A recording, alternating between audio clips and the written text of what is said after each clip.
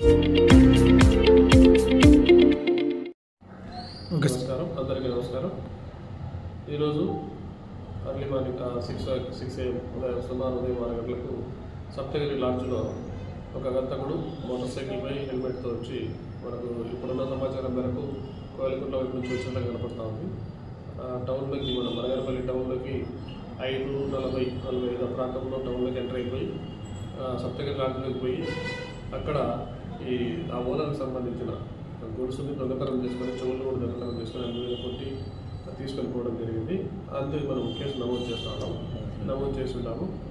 Case నమోదు చేసిన తర్వాత దర్యాప్తులో భాగంగా మనం సీసీ ఫుటేజ్ టౌన్లో ఉండే మన సీసీ కెమెరాలని వెరిఫై చేస్తున్నాము.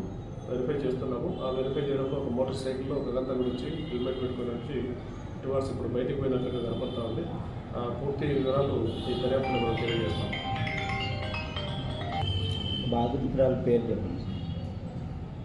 దీంట్లో ఈ సప్తగిరి లాడ్జ్కి సంబంధించిన ఆమె పార్వతమ్మ ఒక్కటే ఉంటారు. వీళ్ళు ఆమెకు ఇద్దరు పిల్లలు, వాళ్ళందరూ కూడా వేరే ఊళ్ళో సెటిల్ అయిపోయి ఉన్నారు. కూతురు కూడా టీచర్ ఇక్కడ దగ్గరలో పనిచేస్తూ ఉంటుంది.